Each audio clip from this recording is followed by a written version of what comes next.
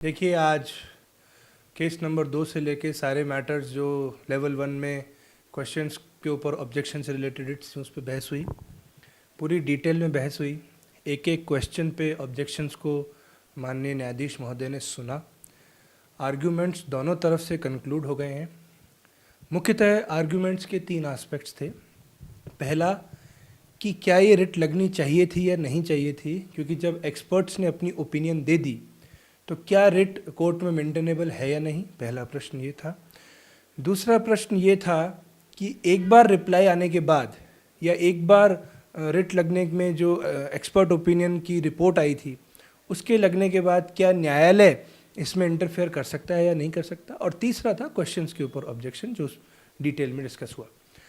तो प्रमुखता से जो मुद्दा उठा कि न्यायालय को पूरी शक्ति है किसी भी एस्पेक्ट में जुडिशियल इंटरफेरेंस करने की।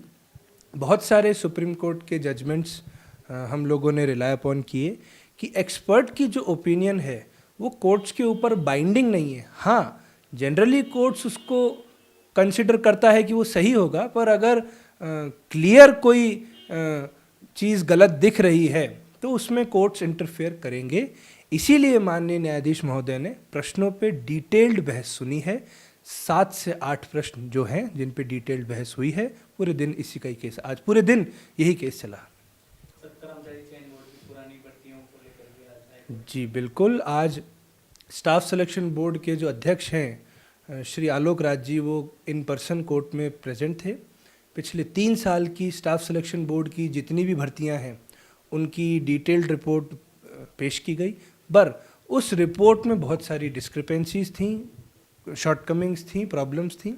तो उस रिपोर्ट को अपडेट करके 3 दिन में स्टाफ सिलेक्शन बोर्ड को एफिडेविट के बेसिस पे दोबारा से सबमिट करना है कोर्ट के सामने। उस सब का अध्ययन करके माननीय न्यायाधीश महोदय इस केस पे फैसला सुनाएंगे। माननीय न्यायाधीश महोदय ने फैसले को सुरक्षित रखा है, ऑर्डर को रिजर्व रखा है, और सारे डॉक्यूमेंट्स जब उनके सामने आ जाएंगे उसका अध्ययन करके वो फैसला सुनाएंगे। कितना वक्त लग सकता है? देखिए, ये जो मामला है ये माननीय न्यायाधीश महोदय के ऊपर निर्भर करता है, बट हाँ, मुझे ऐसा लगता है कि केस की शुरुआत में माननीय न्यायाधीश महोदय ने कहा था कि 7 दिन में हम इसका फैसला दे देंगे, तो मुझे उम्मीद है कि अगले 7 दिन में इसका फैसला आ जाना चाहिए। आने वाले समय में आचार संहिता है? देखिए, कोर्ट्स के ऑर्डर का आचार संहिता से कोई लेना देना नहीं होता। अगर कोर्ट ने कोई आदेश दिया है तो वो शब्द ब शब्द लागू होगा, उससे आचार संहिता का, मॉडल कोड ऑफ कंडक्ट का कोई इशू नहीं है। कितने प्रश्नों देखिए, हमने तो पूरे 8 प्रश्नों पे बहस की है। अब माननीय न्यायाधीश महोदय कितनों को अप्रिशिएट करते हैं, हमारे प्रूफ्स को अप्रिशिएट करते हैं, दैट डिपेंड्स। पर हाँ, उन्होंने जब डिटेल में सुना है तो उनका पूरा, मुझे ऐसा लगता है कि उनका मत है कि इस केस में जुडिशियल इंटरफेरेंस होना चाहिए। अब वो कितने प्रश्नों पे होगा वो उनके अध्ययन और उनकी समझ पे निर्भर करता है। आज जो तृतीय श्रेणी अध्यापक लेवल 1 की सुनवाई लगभग पूरे दिन चली, जिसमें हमारे अधिवक्ता साथी विज्ञान साहा, मैं और रघुनंदन जी और अरविंद जी, ये सब पिटिशनर की तरफ से वकील थे। रेस्पोंडेंट की तरफ से वकील थे जो भरत व्यास AAG साहब, और चयनित अभ्यर्थियों की तरफ से सीनियर अधिवक्ता RN माथुर साहब, हिमांशु जैन साहब और नलिन जी नारायण ने पैरवी की। लगभग पूरे दिन चली है बहस, जिसके अंदर प्रार्थी की तरफ से सारे प्रश्न जो भी थे, 8-10 क्वेश्चन थे, उनके बारे में बताया गया। साथ ही बोर्ड की तरफ से बोर्ड ने अपना पक्ष रखा। दोनों पक्षों को रखने के बाद में फैसला सुरक्षित रखा। बोर्ड से पिछली बार ये कहा गया था कि आप एफिडेविट दीजिए कि आपने पिछले 3 वर्षों में क्या क्या किया।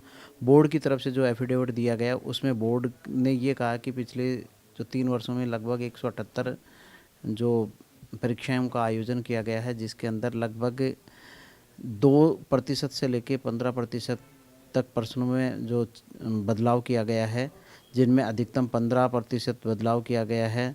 और साथ ही जो बोर्ड का ये भी कहना था कि RPSC में सबसे ज़्यादा बदलाव होता है। गुजरात का भी उदाहरण दिया कि केवल RMSS बोर्ड ही नहीं कर रहा है, डिलीट क्वेश्चन और ये चीज़ें बोर्ड भी कर रहा है, और ये जो RPSC वो भी कर रहा है। परंतु कोर्ट ने आज पूरे दोनों पक्षों को सुना, दोनों पक्षों को सुनकर फैसला सुरक्षित रख दिया है। साथ ही बोर्ड को ये आदेश दिया है कि एक एफिडेविट जो उनका जो अधिकारी है, अधिकारी स्तर का जो व्यक्ति है वो एफिडेविट फाइल करे पुनः, जो आज किया चार्ट सहित कि कितनी भर्तियों में ये कितना कैसे कैसे हुआ उस, लेकिन फैसला आज सुरक्षित रख लिया।